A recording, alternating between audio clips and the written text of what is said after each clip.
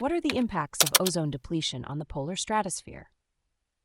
If you've ever wondered what happens when the ozone layer above the polar regions starts to thin out, you're about to find out.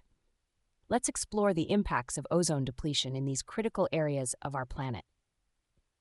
Ozone depletion is a significant issue, especially over the polar regions. It's most severe in Antarctica, but it also affects the Arctic.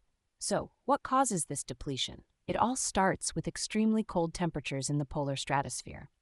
When temperatures drop below -78 degrees, polar stratospheric clouds, PSCs, form. These clouds are made up of tiny ice crystals and nitric acid, and they play a crucial role in ozone depletion. During the polar winter, these PSCs provide surfaces for chemical reactions that convert inactive chlorine and bromine compounds into their reactive forms. These reactive compounds, such as chlorine monoxide and bromine monoxide, are produced from ozone-depleting substances like chlorofluorocarbons, CFCs, that we've released into the atmosphere.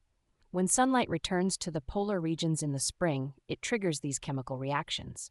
The reactive chlorine and bromine species rapidly break down ozone molecules into oxygen, leading to a significant thinning of the ozone layer.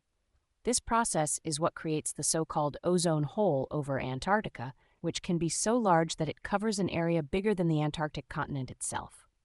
The impact of this ozone depletion is far-reaching. With a thinner ozone layer, more ultraviolet B (UVB) radiation from the sun reaches the Earth's surface. This increased UVB radiation can harm ecosystems and human health. For example, it can lead to higher rates of skin cancer, cataracts, and other health issues. In the Arctic, while the ozone depletion is less severe than in Antarctica, it still occurs and can vary significantly from year to year due to different weather patterns.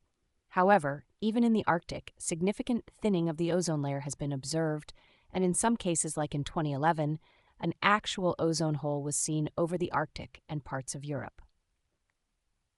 Another factor that can influence ozone depletion is the presence of smoke from wildfires. Recent studies have shown that smoke from wildfires, such as those in Siberia and Australia, can contribute to ozone depletion by introducing organic aerosols into the stratosphere. These aerosols can enhance the formation of PSCs and increase the activation of chlorine and bromine compounds, further depleting the ozone layer. In summary, ozone depletion in the polar stratosphere is a complex process driven by cold temperatures, the formation of PSCs, and the presence of ozone-depleting substances. It has significant impacts on both the environment and human health, and understanding these processes is crucial for mitigating and recovering the ozone layer.